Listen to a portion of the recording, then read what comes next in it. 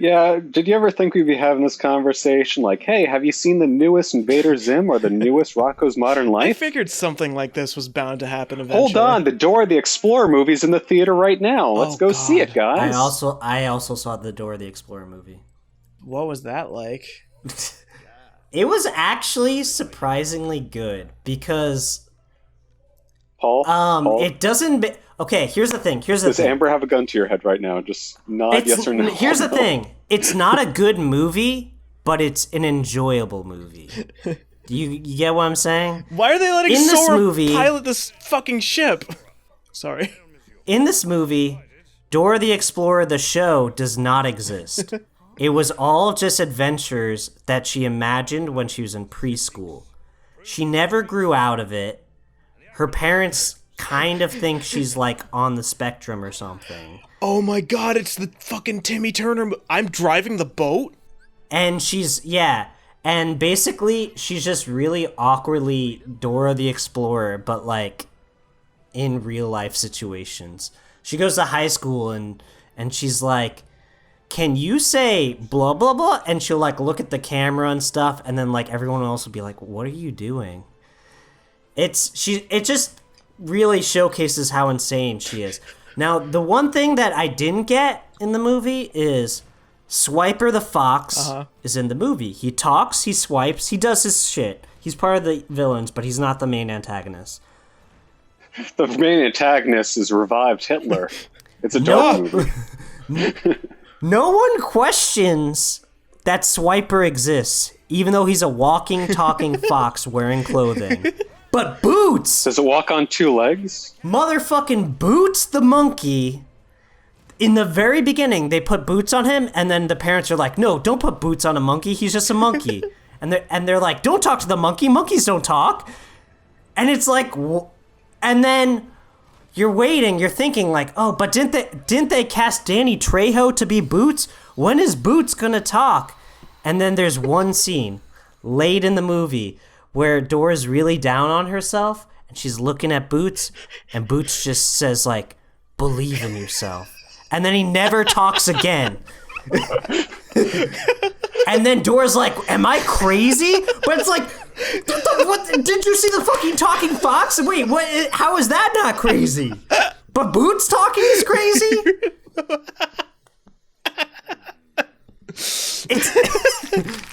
Well, we also watched it very high, so that was probably another reason that why. probably helped.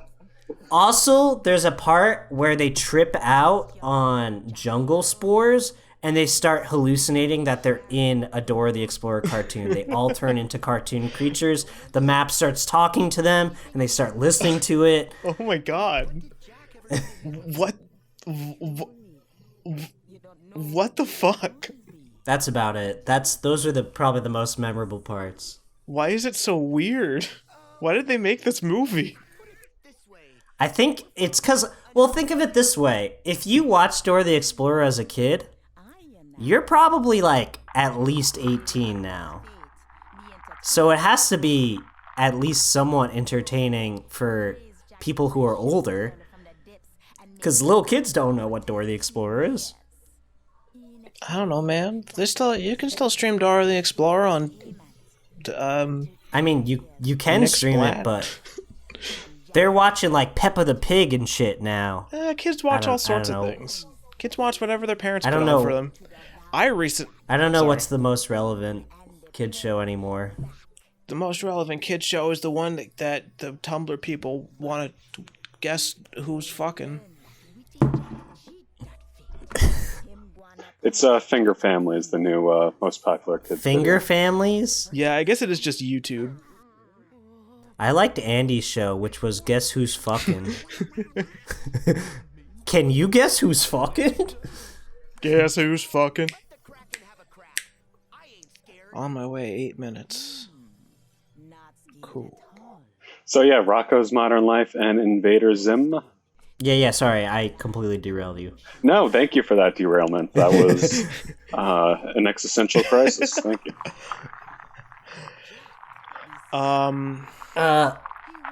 Well, Well, Rocco's caught me off guard a little bit in the second half.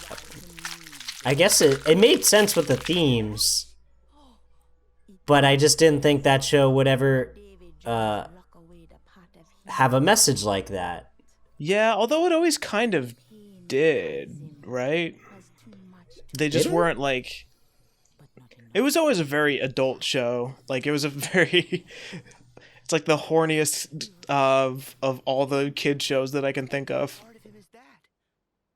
Right, but I mean, like, having a social message. It was I always guess it about was always satirizing modern life, like the one where Rocco goes into credit card debt.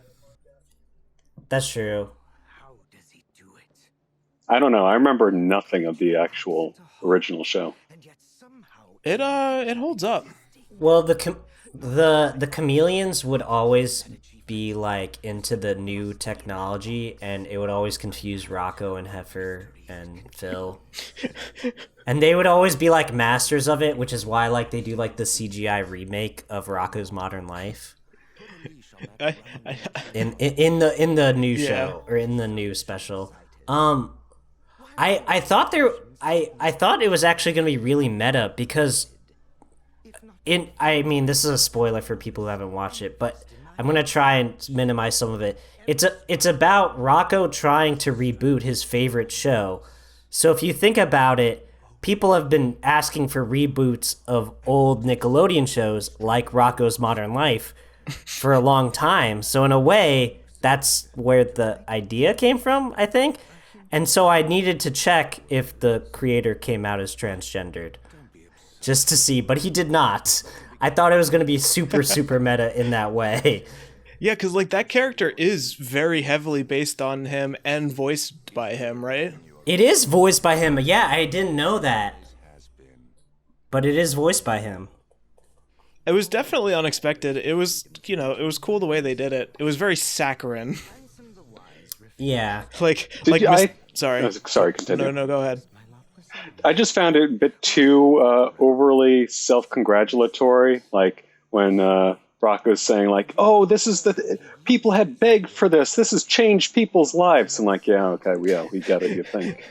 Like, yeah. I mean, it was. I think that was just part of the joke. It was like, like when Rocco literally says, like, "What could be more important than rebooting this '90s cartoon?" Yeah. It's a satirization of those types of fans who are like, this is what we need. Fuck these new shows.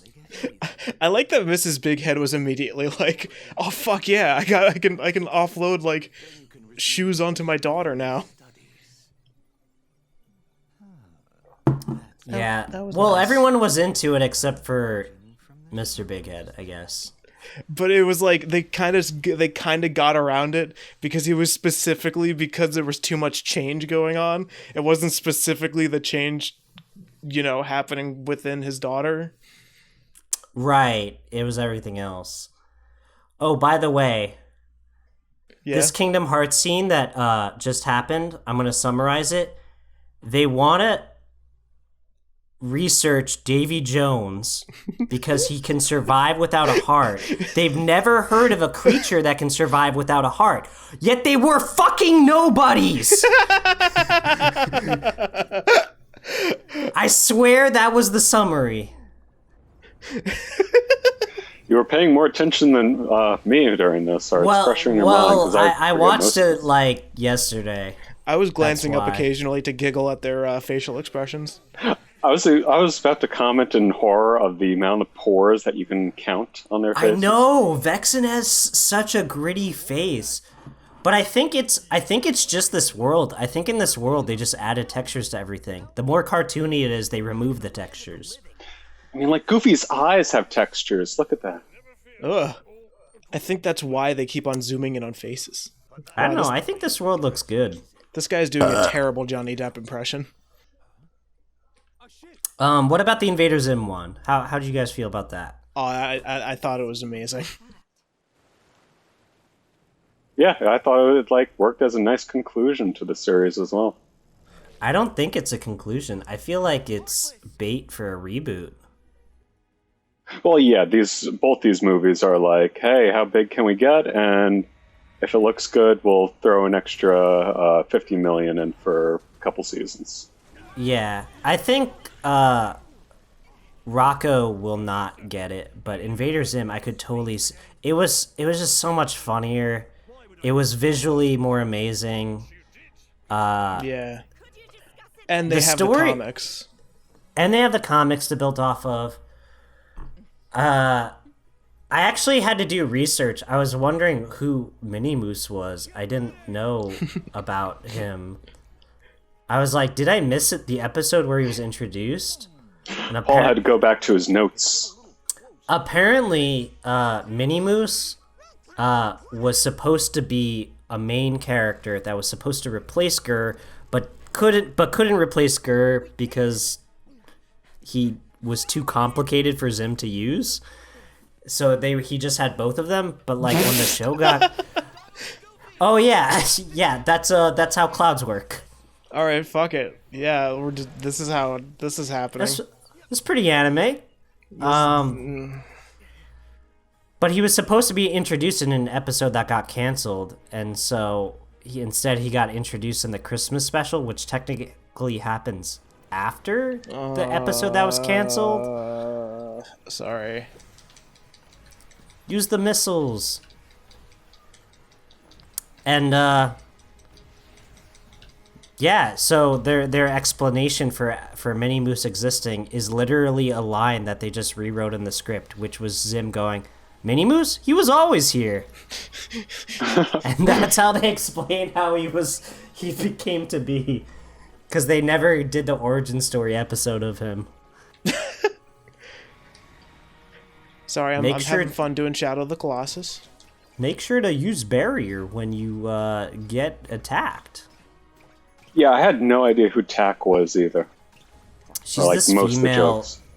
She's this female invader. She's pretty cool. She says, "Go fuck yourself, Zim." From season 3. And I don't like what happened to her. I don't remember that. Something happened to her, and Dib got her ship. Yeah. I really like the fact that no matter what to get back on those, you want to focus There and we then go. use square. Well, focus and aim at them, and then use square, and you'll just jump directly to them. Oh, I'm having fun. I'm swimming around. Dude, your ship is gonna die if you don't fucking come back up for air. I forgot You how gotta to do focus, it. I forgot how and to then- play this fucking and stupid game. Oh, wait, give me a sec. I liked how the doctor refused to believe, no matter how much hard evidence was in front of him. He was just always like hallucinating or had some stupid explanation. Just like all doctors when it comes to the truth about vaccinations. No, but yeah. I don't know. I took away from it like as it works as a nice conclusion that Dib got his like father He got father's his approval father's, yeah, or his father's attention at the very least, and But the alien race was destroyed. but he never got the father. Well, I think the aliens could come back. They're just in the Florpus. They can come out of the Florpus. Yeah. Also, when they were like stuck in that Florpus, that animation was amazing. Just switching between all the I loved all the different styles. like They the were just- anime version that started out with puppet version, puppy version. I really like the version where they're dogs in costumes. Hi, I'm back. I scared a cat. Yeah, we were just talking about the animation of the Florpus scene. I also like in the beginning where he has like an anime version of like what he thinks his life is like, and he's just super pat on the back, congratulatory. Killed the dragon. This is what gummy ships should be, though. I still hate this though. That's because there's only 3 buttons. No, you gotta use the focus. Use I've the already focus. forgotten how to do it. No! You jumped off like a... Kingdom! Use tap R1. Jesus Christ. Hold R1 and then squared. Yes. This is too hard. Why'd they make the game like this? Andy, you must defeat this dragon with 9 million health bars. I love Square Enix games. I love when it takes 40 hours to kill one boss, and I love fucking anime teenagers. I'm gonna die. Dude, you are... Yeah, that was a good call. Ooh, that was epic. I just had to get back into the groove of Kingdom Hearts. I'm immediately dying again. Oh boy, this is the most fun I've had all day. Yep.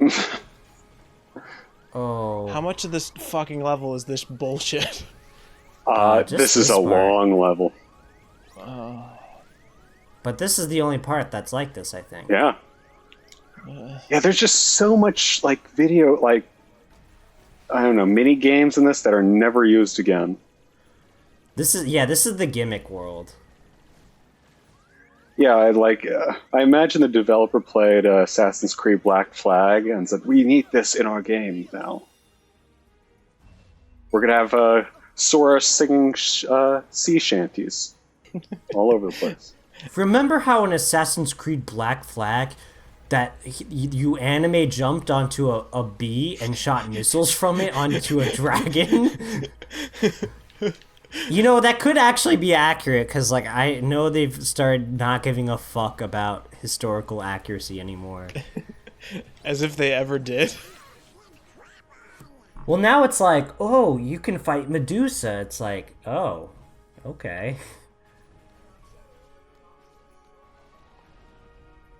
Has anyone seen The Boys on Amazon Prime?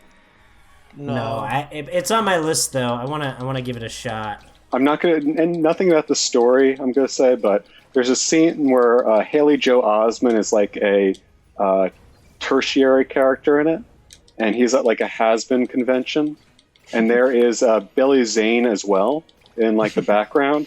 So it is like a Kingdom Hearts Reborn, because you have Sora and Ansem voice actors. Oh damn!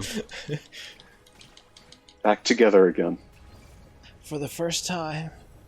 Yeah, poor Billy Zane being just a background character. Oh man, couldn't finish him off. Get over here. Stop flying the gay flag. I was about to say, like, yeah, heartless gay pride.